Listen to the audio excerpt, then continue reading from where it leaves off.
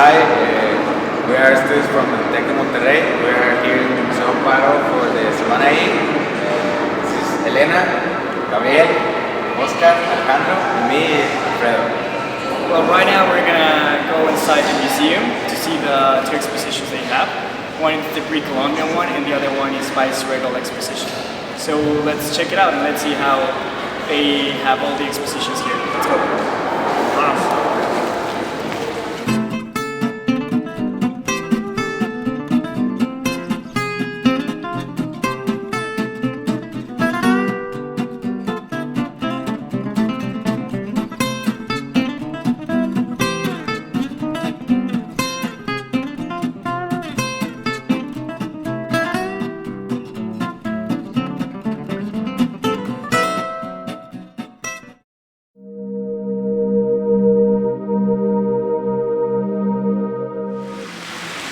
Okay guys, we're about to start the ride, so remember, please do not touch the glass, do not touch any of the objects that are going to be exposed in the collections.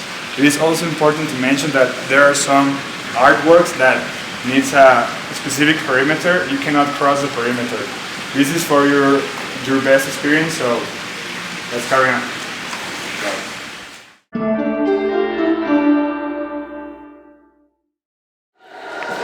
Hello, how are you? Now we're at the entrance of the museum, and I'm going to explain to you the history of the expositions.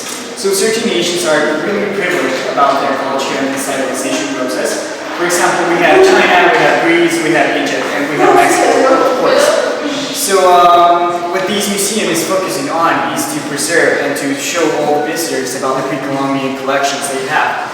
The collections we have is particularly based and focused in Tlatilco, Tenochtitlan, and Teotihuacan. So let's check it out, come on.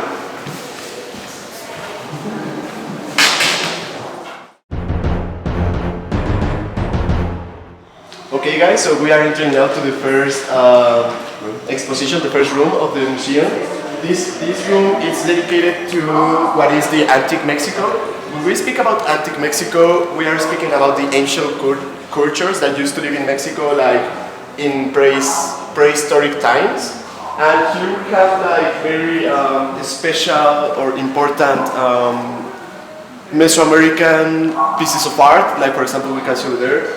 And there is also a lot of information that my partner Alejandro will explain to you further. Okay, so the first settlers of the Mesoamerican civilizations began to build their cities thanks to agriculture. The main goods that were produced were corn, beans, chile, aguacate, and other plants. This is how the cities began because the people had a stable source of food. Because before they used to only hunt and gather some vegetables where they could. So after that, it began the trade. The trade was based on textile goods and also ceramic and artisanal products. The religious life of the Mesoamerican civilizations began since the beginning. They believed that for everything that they do, they must in some way thank to a god for that. For example, for the fire, they had their own god. For the rain, they had their own god. So they used to pray for many gods. They used to be they had many gods. And also, the history of Mesoamerican civilization is divided in three: pre-classic, classic, and post-classic. Pre-classic is when it all started from 2500 before Christ to 200 before Christ. The classic was from 200 before Christ to 1000 after Christ. And the post-classic was since 1000 after Christ to 1521 when the Spanish came. So let's go on, guys. Excellent explanation.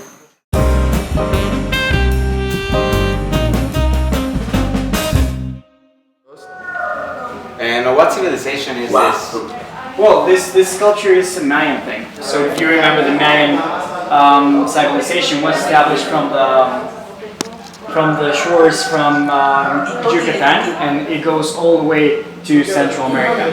So this one is really important because the Mayans already established a relationship between the god of corn and the sea as well. And we're going to explain that later. So let's continue.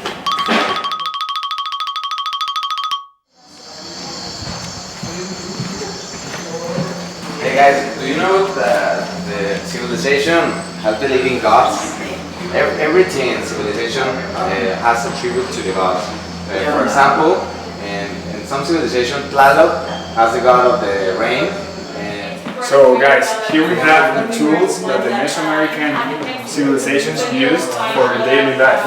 For example, here are some sort of axe. They probably use this to cut wood or to for the agriculture. As we know, the pre-Hispanic cultures didn't have metals, so they use obsidian, as we have, as yesterday we saw in Cantona, for to manufacture their products and of course for the agriculture. So now let's go on, and I will tell you guys something about the alimentation for the Hispanic cultures. Of course, the corn was one of the most important goods. It was widely produced in all Mesoamerica, but it is important to mention that we have other goods such as chiles, nopales, beans. This was part of the protein source for the alimentation of the pre-Hispanic cultures, but they also eat protein from animals, such as dogs, guajolotes, some kind of insects, and also some cultures eat another humans. For example, the Mexicas, it was a very common plate to eat the other warriors that they beat in the war. To mention some uses of corn, which was widely used, is tortillas, as we know them today. They also had tamales, and they fill tamales with the meat of the dogs and even humans that I mentioned before. The most important fruits in the pre-Hispanic culture were the papaya, pineapple, and the guayaba. Guanábana in a little more proportion because it was hard to harvest, and that's pretty much it. As you can see, they had a pretty balanced source of food. Let's go on to... Okay guys, so here we are in an important part of what was the Mesoamerican cultures, and it was war.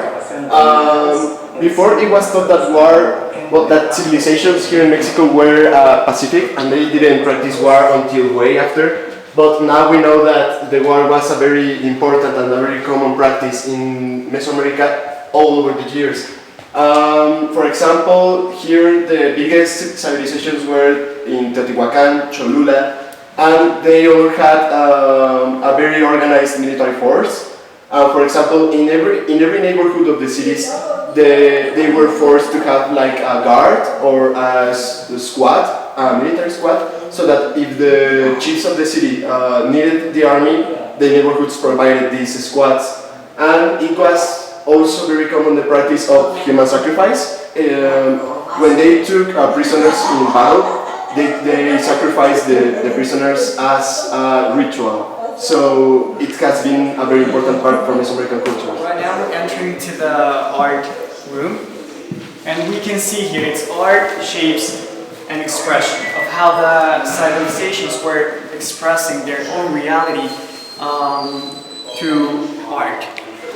The art was intertwined with politics, with dances, with any kind of social reality they have.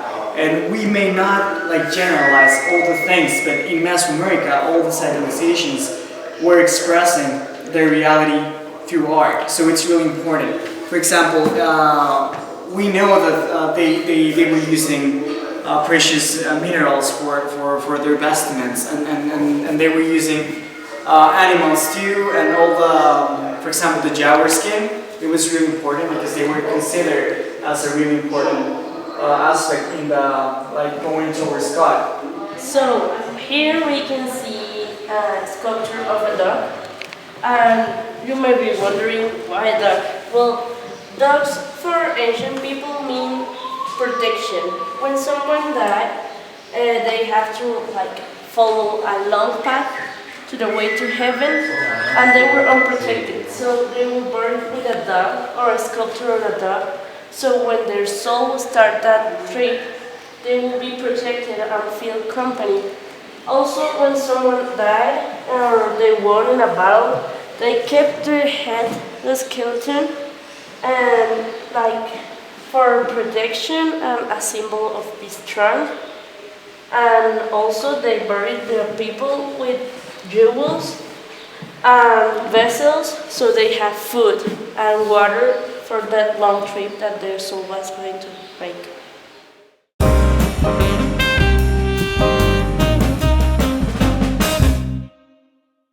This room is particularly because the decoration of this room have ornamental walls and ceiling, and it's a particularity of the 19th century.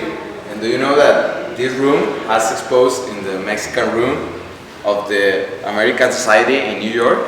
Wow, that's amazing. Wow. Awesome. So, now guys, we're in this room.